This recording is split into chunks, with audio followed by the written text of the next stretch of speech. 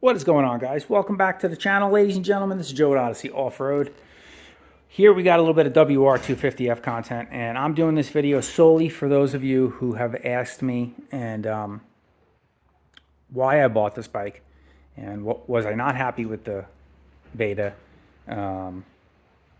why I picked a WR over a KTM or a Husqy or a Kawasaki or something, Honda, something like that. And man, it's good questions, and it's kind of long, drawn-out answer to just comment for somebody in the comment section sometimes. So I think let me do this video explaining it and kind of help some of you who are trying to make that decision yourselves of what is the next bike you want to buy, or what is the first bike you want to buy. How do you want to spend your money? And maybe I'll bring up some things you may or may not have considered when you're looking. So take you back to the beginning, real quick, brief synopsis of my dirt bike riding history and dirt bike ownership history is I started riding dirt bikes last summer. I picked up a new 24 CRF 250F Honda. And that, if you guys don't know, is just an air-cooled, soft suspension, minimal suspension travel trail bike. It's nothing crazy, nothing fancy, nothing you're going to get yourself hurt on. And that's what I wanted at the time. I didn't know if I was going to like dirt biking. It was all new to me. I come from the sport quad world. And so I didn't want to spend a ton of money. And I got that bike, significantly under MSRP out the door. So I figured even if I don't like it, I'll sell the bike and I won't lose any money. And I ended up loving dirt biking. So I quickly, I rode it, and I was like, man, this is a lot of fun. But this bike is absolutely hindering my growth and what I want to do riding a dirt bike. So at the same time, I was like really intrigued with like the enduro two-stroke bikes. So from there, I sold that bike to my buddy Nick, who's been on the channel with his CR 150R, and he bought it for his wife. Still has the bike. And then I ended up buying a Beta Xtrainer. I bought because I got a great price on it. I paid like $7,900 out the door again. If I didn't like it, I could sell it, lose a couple bucks, but I won't lose my shirt on it. I loved the bike in a lot of ways. It was fun, but they had a couple big downturns, big detractors for me being able to keep it long term without having to sink a bunch of money into it. For one, the suspension was ridiculously soft, and everybody said that going in. You're going to regret it. Suspension sucks, yada yada yada. But I talked to other people who were like, if you're trail riding, it's not as bad as people say. And I will say it's not as bad as people say, but still, when the speeds pick up and you're on long fire roads going, 35, 40, it does not like that. So, and I do a lot of that riding. So I said, well, I got to either put $2,500 suspension system in it, better forks and shock, or get rid of the bike. So I got rid of the bike, sold it. Loved it. The other detractor with that bike is the fuel mileage was absolutely horrible. Being a carbureted two-stroke, it just drank gas. You can almost hear it drinking. That's how, I would be lucky to get 60-something miles out of a tank of fuel, and that had almost a 2.5-gallon fuel tank. This has a 2-gallon fuel tank, and I get about 100 miles to a tank. So, and that's what I was looking for. So I said, all right, this is what we're going to do, Joe. We're going to get a 4-stroke fuel-injected bike that's going to be good on fuel, something that has good suspension out of the factory, something that's going to be reliable and comfortable, and go. So at that point, I said, what bike do I want?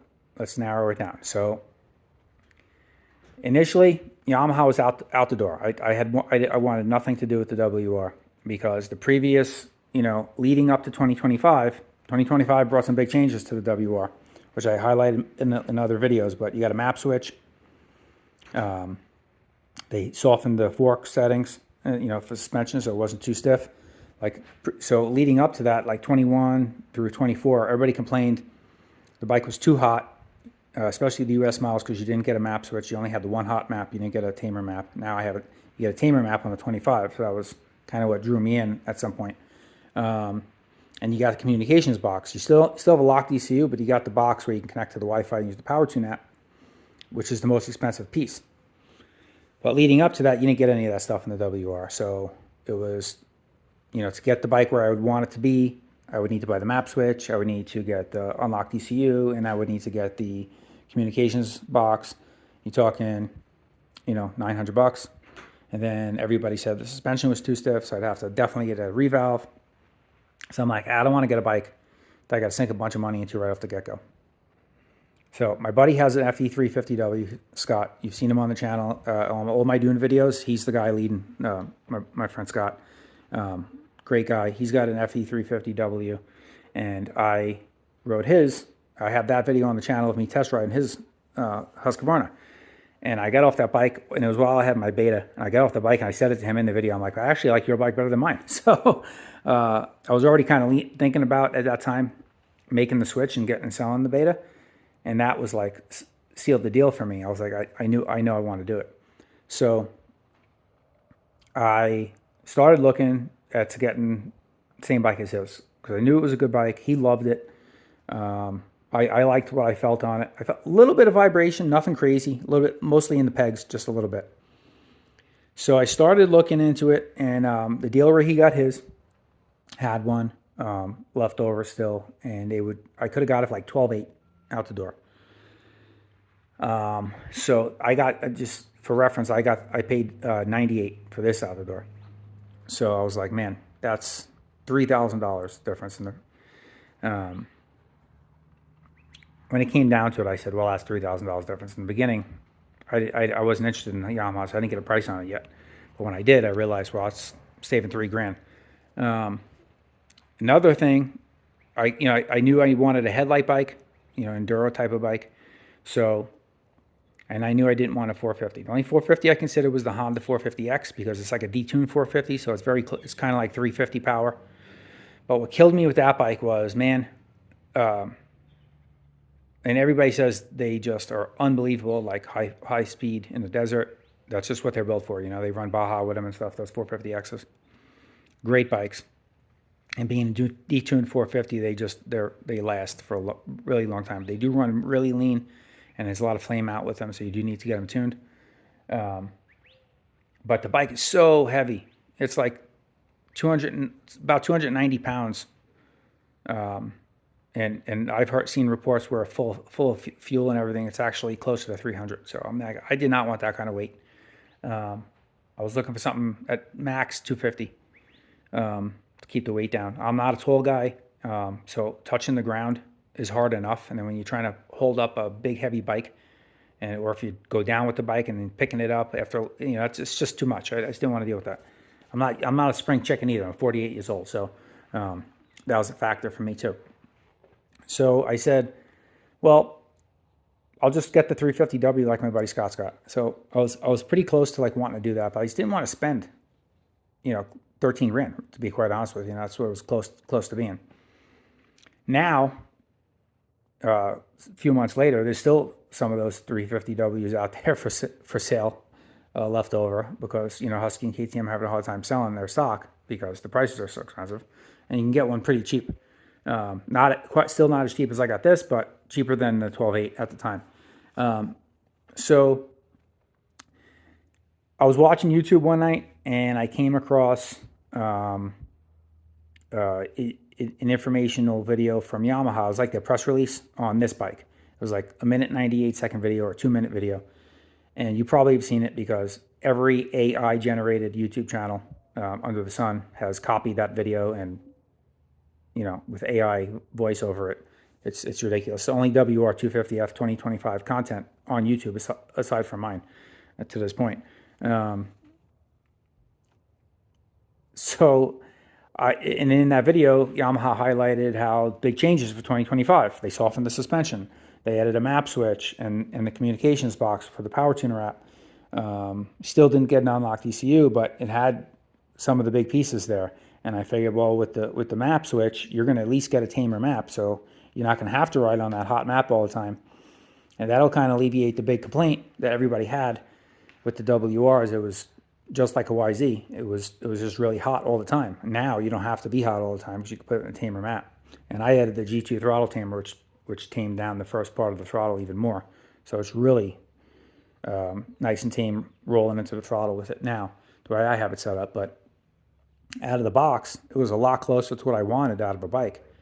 And I was like, well, that's very intriguing. So I said, let me go on the Yamaha website and check it out. And I went on the Yamaha's website, and I was reading through all the literature of the 2025. And when I scrolled to the bottom page, the local dealers near you that have one. It was my dealer, my boy, Cochise Motorsports, Pablo over there. They had one in stock. And I was like, man, I wonder if he really got it. So I messaged him just out of curiosity. I wasn't 100% sold. I wanted it yet. And I said, hey, dude, do you have this bike there? And he said, yeah, we do, man. It's in the crate. It hasn't even been built yet. If you want it, it's yours. I can give you a price at least. Let me know. So he did. He gave me the price, and I was like, man, it's a great price.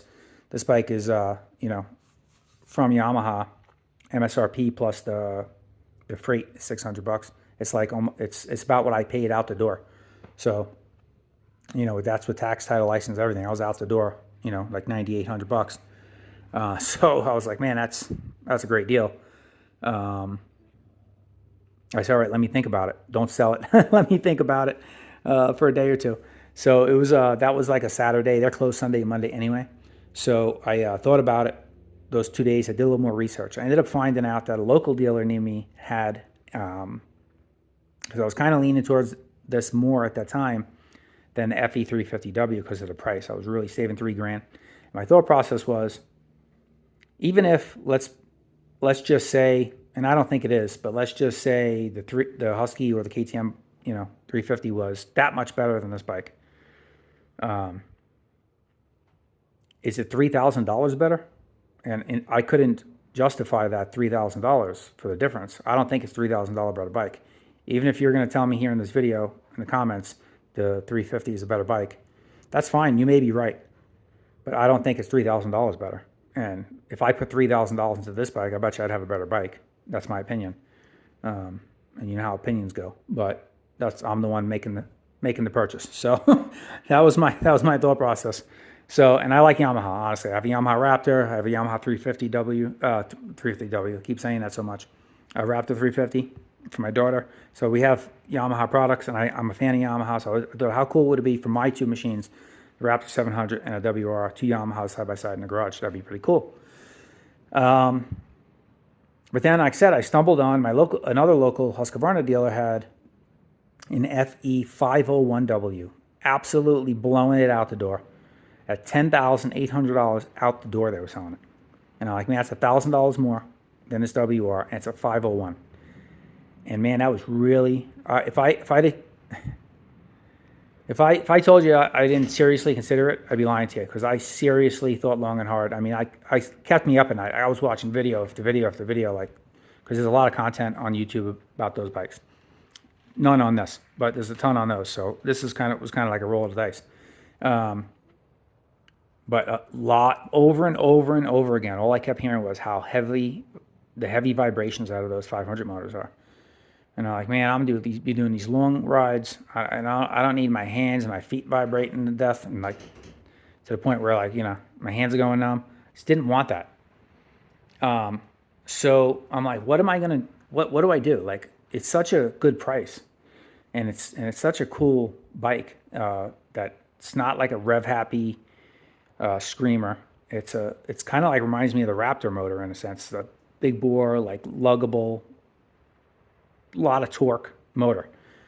And I'm like, it was very tempting, very tempting. Still to this day, like, if I had an extra $10,800 lying around, I'd probably buy that bike and have both. But just to try it, because I had never ridden one, and to me, it's just a very tempting bike. The vibrations killed it for me, though. I'm like, I don't want to go buy a third bike now. I'm going on my third dirt bike, and get it home, go for one ride, and be like, Jesus Christ, I made a mistake. It vibrates the hell out of my hands, and what did I do? So I went the safe route, and I got the WR. That was how I came to that decision. It's the cheapest price I got at any of the bikes. Has everything I needed. And Yamaha just released the competition ECU for this bike, which is only $199. So essentially, for $10,000, I'm going to have a YZ250FX with a headlight and a gauge cluster. And that's awesome. And what's great about the Power Tuner app Some of you are probably still saying right now, well, the power is very snappy. It's not as luggable. It's not as much torque as the 350s. And you're right about that. But on the tamer map already, and with the G2 throttle tamer, it's perfect. I mean, I lugged this bike down real low in third gear in rough terrain, and just pull out of the low RPMs with it, and never stalls. It works terrific. Suspension's plush enough. They got the valving really, really good. So I am really happy with the bike. So we'll get in the competition ECU. I'm going to be able to tune it even that much more. And I just couldn't be happier with my decision-making process. And I'm glad I took that long to think about it and what I wanted to do, because the last thing you want to do, man, is spend the money. I already did it twice. I spent the money. Now, thankfully, I didn't lose much on both of those previous bikes. A couple $100 on the Beta I lost. And on the Honda, I pretty much broke even because I got it so cheap. So I didn't want to buy a third bike and then be like, Jesus, I gotta get another. I'm not happy with this purchase either. People can think I'm nuts. You guys already think I'm nuts with the amount of trucks I go through. So I didn't want to. I was like, yeah, man, I want to just buy a bike and be happy with it, and at least get something that I can ride for a few years. You know what I mean? Before I move on to a fourth bike. I mean, that's be crazy to buy this and have it for a few more months and have 4 bikes inside a year of riding dirt bikes. So I know there's people out there that do it. God bless you. I'm not rich, contrary to what you guys may think by the lineup in the garage here. Just work hard, and that's all. But that was my decision making process. So I know there's plenty of you guys in my situation, older like me. Not that I'm an old man, but I'm not a spring chicken either. I'm not in my 20s. I got to be careful getting hurt. I don't want something out of control power. I want something comfortable. The only thing I hated about this bike when I got it, and I talked about this in my last video, was the seat. The seat stunk. I hated it. The redesigned seat for the 25. This guts seat with the soft foam and the wider top. Really nice. So I am thrilled with this bike. I'm gonna do another video talking about this bike versus the YZ250FX. Because that's another decision people try to make, and I don't want to lump them into this video because I don't want to drag this one out, but that's another decision people are always looking at, and people don't realize they're almost the same bike. So I'm gonna go through all that stuff with you guys in another video. But I'll cut you guys loose on this one. I hope this helps one of you guys, again, are in a similar situation as I was. Not sure what bike to get, going through the decision-making process. Maybe this pointed out a couple things or gave you guys some things to think about. I will say again, too, as far as like the luggability of the bike in comparison to the 350, this got more horsepower than the 350 FE. Now, if you get the XC version of the 350s, the ones without the headlight, those bikes are way more horsepower. Husqvarna KTM tune them down significantly. So the the 350s with the headlights for KTM and Husky, those bikes have about 32 horsepower, 31 horsepower. This bike is 36 to 38 horsepower, but the 350s have more torque. So you can feel that. But this one just screams to the moon if you want it, and you can also ride it slow. It's very versatile, so don't be hindered by that. If you want something that's just purely, torque, you're not worried about the horsepower, then go with the 350 for sure. That's got more torque. It's got I think about 4 to 5 pounds-feet more torque in my research I did. And this one's got, like 5 or 6 more horsepower. So whatever's more important to you, the horsepower or the torque. This got enough torque for me. It's got like 17, 18 foot-pounds. And it does everything I've needed to. I've never been in a situation where I'm like, man, could use a little more torque on the bottom end. It rides awesome. And once I get the unlocked ECU on it with the power tuner app, I can tune it to be a little more torque on the bottom. It'll be that much even better. So very happy with the decision. 2025s are a big change from the 24s with the ability to do all that stuff with softer forks and the communications device in it already and the map switch. So they're giving you almost everything you need other than the competition ECU, and that's just for legality reasons. They need to keep the ECU locked to sell them, because in some states you can license these on the street, Arizona being one of them. And at the time, not under the new administration, but the previous administration's, EPA was really breaking chops and giving manufacturers a hard time. Now you can do whatever the hell you want. That's how it should be. But yeah, it's a great bike, great decision I made, and I'm glad I took the time to go through that process. Hopefully, this helps some of you guys in your decision making process, because I know for me, man, I was pulling my hair out. I was excited when I brought the bike home, but even still, I didn't use it yet. I didn't go on any trail rides with it. I got it at home. It was beautiful blue, shiny Yamaha in the garage. But I'm like, still, did I make the right decision? And it wasn't until the first trail ride that I knew, okay, this bike is really good. And now that I got 400 miles on it, this bike is just perfect for me. I love it. Zero regrets. So I'll have this bike for a long time. We're going to do competition ECU and slip on it, and get some riding videos coming out here for you guys soon too. So smash that thumbs up button on your way out. Subscribe to the channel if you haven't. This is Joe with Odyssey Offroad. Appreciate you guys checking out the video, and get out there on a trail, ride safe. Leave a comment below. Let me know what your decision-making process is looking like, and if you're thinking about one of these.